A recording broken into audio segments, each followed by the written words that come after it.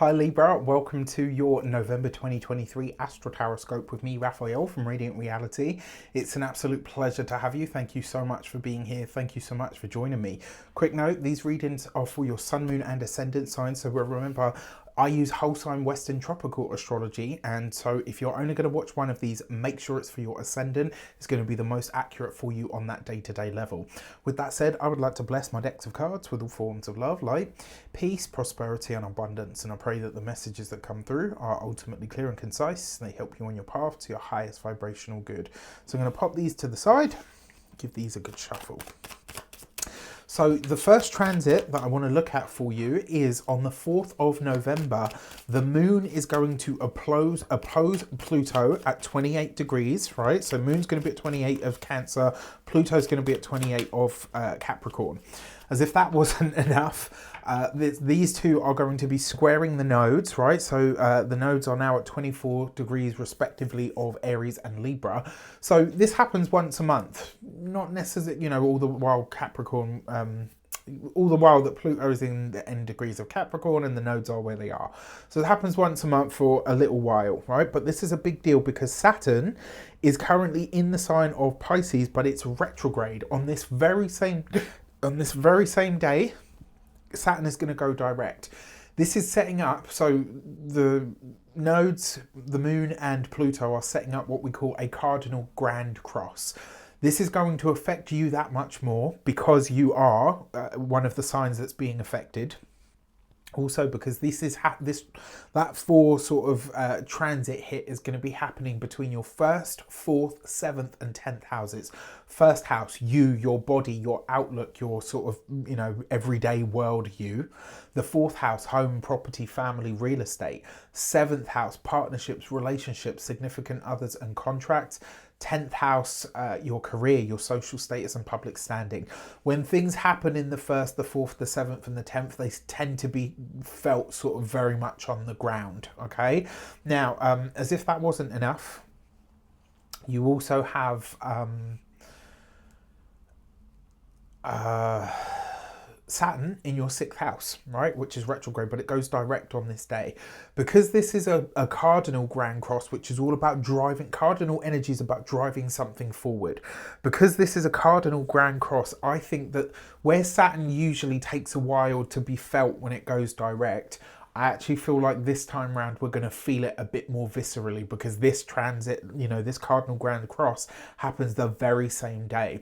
So the moon rules your career, and so it's fair to say that you are very invested in your work. You really identify and feel your social status, how people see you, it means a lot to you.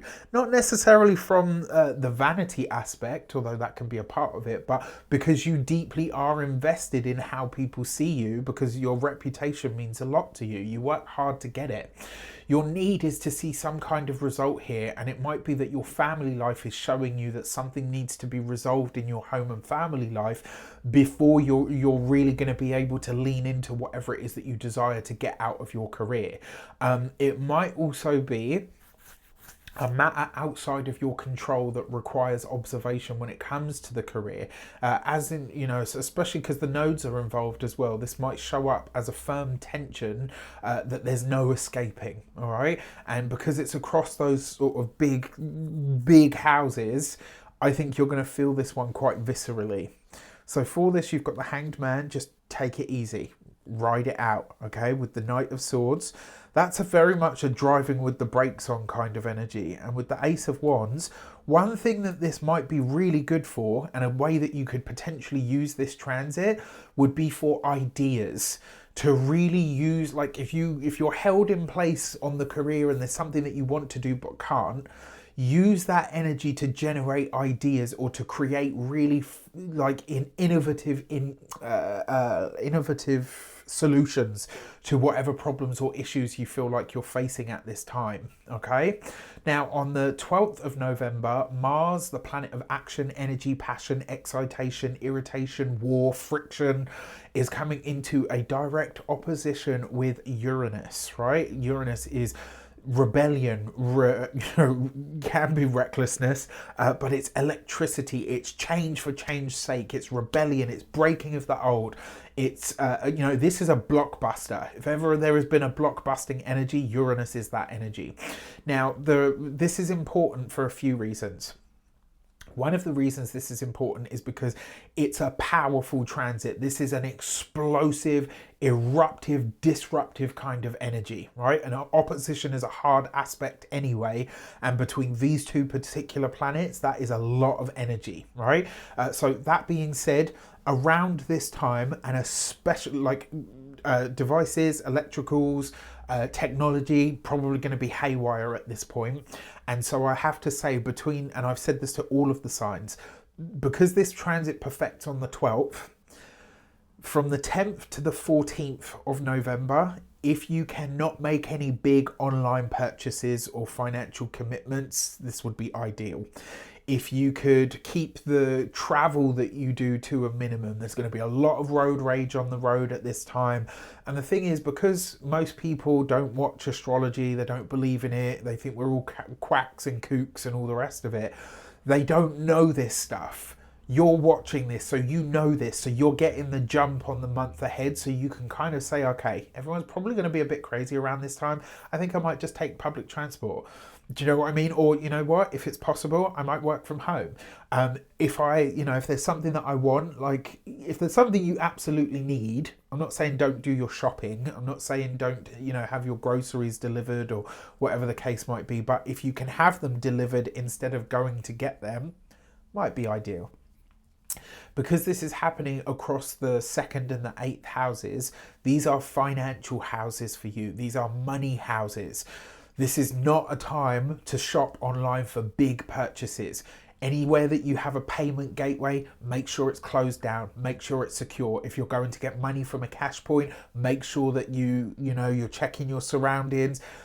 I don't want to make anyone paranoid. I don't want to be a doomsday sayer, but there's no getting around the fact that this transit is a shit show. And because it's happening with Mars in Scorpio, which is in your 2nd house of money, finances and resources, Mars is a malefic energy, and technically Uranus is a malefic energy as well. It's certainly, because it's one of the outer planets, it represents an energy that you're not in control of. And in the tarot system, the Tower card shows up as both Uranus and Mars. If ever there were a transit that talks about the Tower moment, this is it. All right, like literally, this is like a walking tower in the tarot transit. So I just want you to be really mindful. Your money and other people's money are squaring off. This could be a break-in from a financial agreement of some kind of, of some nature. It could also be... it could be that you decide to cut something out of your diet for good, right? This is a really good way that you could use this, actually, because the 2nd house represents food. It's the things that you need and value in order to maintain sort of what you are, right? One of those is money, but one of them is also food. This could be a time where you say, right, you know what? Cutting out sugar. You know what? I'm going to stop drinking alcohol. You can use it like that because the 8th house, so, because of the psychological shift, that could be really good, especially because the 8th house rules your psychology as well. Mars rules your 2nd house and your 7th house, which means this could be a very loud conversation around money when it comes to a partner, a significant other. This could be, potentially the breaking of a financial commitment. And it could also be that the beliefs that you have around money and self-worth could shift profoundly through a realization, or potentially a conversation with somebody that highlights a fear that you have that creates a money problem. Be aware that it's not for the faint of heart, I gotta be honest, right? But it's possible that it could make a really big change in your life. For this, you've got the 10 of Wands. That's the release of a burden, with the King of Wands, but a very public one, and the 4 of Swords, right? So this could be some kind of breakdown in financial contracts and or agreements, but it could get very messy and it could be very public. Just mind out for this, right? And I have to say as well, this is in the comment section and all of that, just be mindful. This week, you know, that 10th to the 14th, that's the transit window. I'm calling it at that. So just be mindful about that. All right. Now, the King of Wands is usually a fire sign male, Aries, Leo, Sagittarius. It can also represent your visibility. And so here with the Four of Swords, it's almost like Tarot's kind of saying to you, if you're going to be visible, if you're going to have conversations online, just be aware that like if someone else slings mud and you decide to sling mud too, you're both going to get dirty. All right, just keep that as a consideration. On the 18th of November, Mars comes into a Cazimi. So Mars is coming into connection with the Sun in a conjunction. This happens once every 18 to 24 months, right? So it's kind of a big deal. When a planet goes Cazimi and it comes into the heart of the Sun, it's said to be recharged, reborn, refreshed, revitalized in some way. So if a Mercury Cazimi was inspired thought or inspired ideas, this is inspired action. And this is happening in your second house of money, finances and resources. Because it's happening in the element, in the sign of Scorpio, there's possible that there could be some kind of transformation that comes into your finances, but it might come through a crisis or a conflict. A financial realization of some sort might come at this time. It really is likely to be that some kind of action that you take now reveals how you really feel like about some kind of financial matter in your life. It could also be that a financial matter is revealed to you, or something that's shared with you by an authority figure around money that helps you decide on a new path of action. Right, and that I actually really like, because then you're using the information that comes into you. I think this could be really good news for some of you, especially if you're taking action that's focused on your financial future and your material success. With this, you've got the Four of Wands. Of course you would, right? You've got the King of Pentacles. Damn. Okay. With the Death card. So there is something here that I do need to consider. Because you've got the Death card here now with the Four of Swords. So that's a funeral. Not always. It can represent other things, but that's potentially you attending a funeral.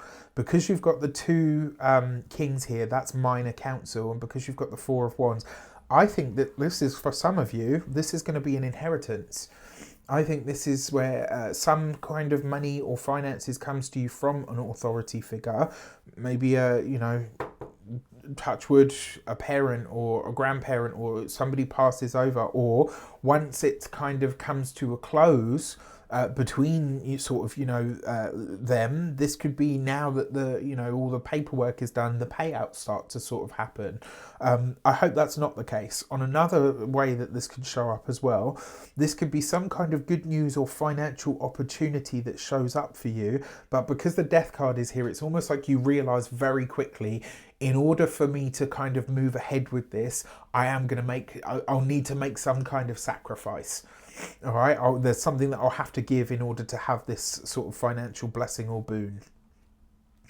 So on the 22nd of November, Venus, your ruling planet, is going to be in your sign. So in the first house, when Venus is in your sign, as if you need any help, Libra, she makes us more beautiful. She makes us more appealing, more acquisible. She makes, people bring us gifts. Our own talents and things shine that much more.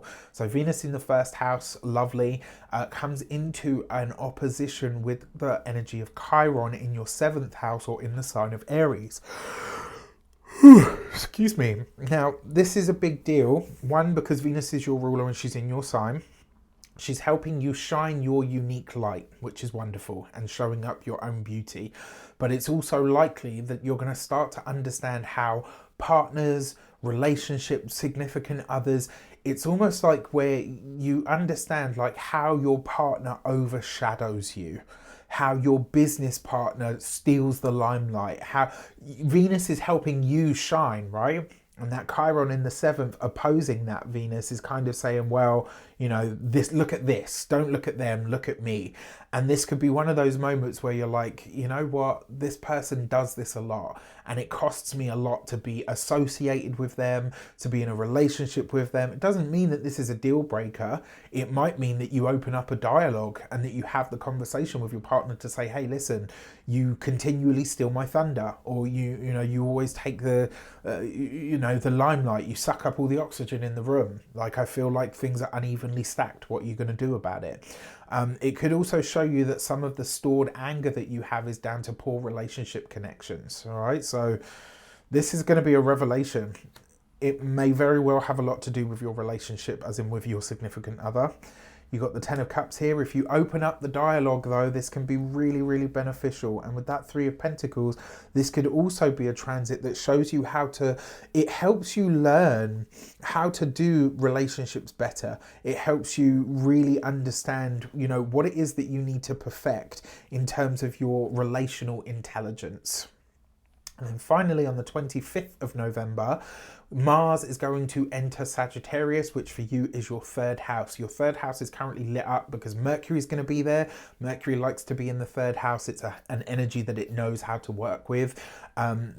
Technically, in the sign of Sagittarius, it is in its detriment, or it's, you know, because it's literally the opposite side of home.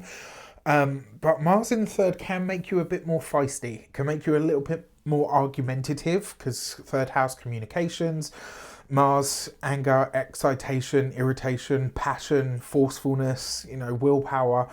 And then on top of that, you've got the sun in this space as well. So your mind is on fire, your words are on fire, and, you know, quite frankly, with the sun there, your soul is on fire as well. This does tell me that there's something that you have to say. And this might be a time where you really feel the need to say it. You might get what we call here in the UK, we've got this saying where we say, you get a little bit leery, right? Like someone's getting leery, it means they're getting a little bit mouthy. Right, so, and it rules your second house and your seventh house as well. So it could be a lot of talks about money this month, particularly once this transit starts to begin. It could also be that you're gathering information on a subject that you feel really close to, and it's like you're expressing the desire to have more that you've got for talking about something in a direction that feels almost like more spiritually aligned to you, or potentially even more philosophically astute for your own path, your own beliefs. So for this, you've got the Star card, you've got the Empress, and you've got the Page of Cups. That's lovely. And this could be some really interesting, very powerful conversations that are happening at this time. This could be perfecting a website at this time, definitely doing some kind of maintenance on your website. Any of your online sort of spheres could be really going, you know, doing well. You could be beautifying them. And this could also be a lot of you start to really kind of say to yourself, you know what, I think I'm ready to put myself out there in some way. And, you know, the response that you get could absolutely be fantastic, I gotta say.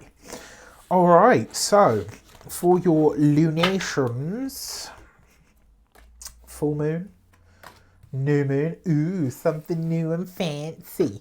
For your new moon and full moon. So the new moon in the sign of Scorpio is in your second house. So a refreshing of your finances, your money and materials, but also your self-worth and values. For this, you've got the gate 37 and sweetness. Interestingly enough, it could be your familial ties and connections that really help you with this. The people that you're connected to could be giving you, it's almost like they're giving you love, and it helps you understand that actually you are valuable, that you bring a lot to the table. Of course you do.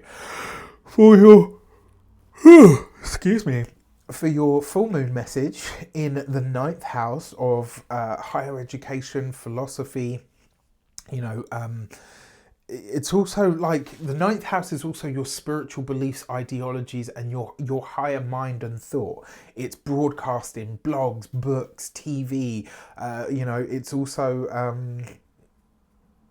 YouTube, the internet. So for this, you've got the gate 39 and provocation. I'm just going to be straight up.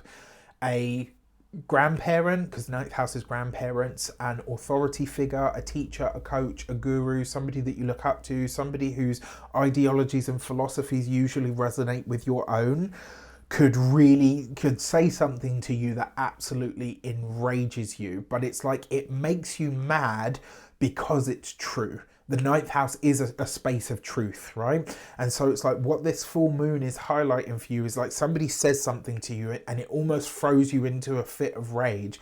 it provokes you, but it creates the right impetus that you need for change. And you then kind of say to yourself, right, you know what, I'm mad about this, and I'm mad about this because it's true.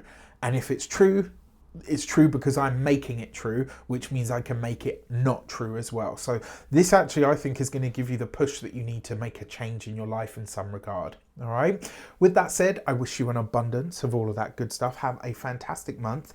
If you would like to get your personal Astro Tarot scope with me, you can do that on the link in the description box below. I'm having great results with my clients for these. I'm absolutely loving doing them as well.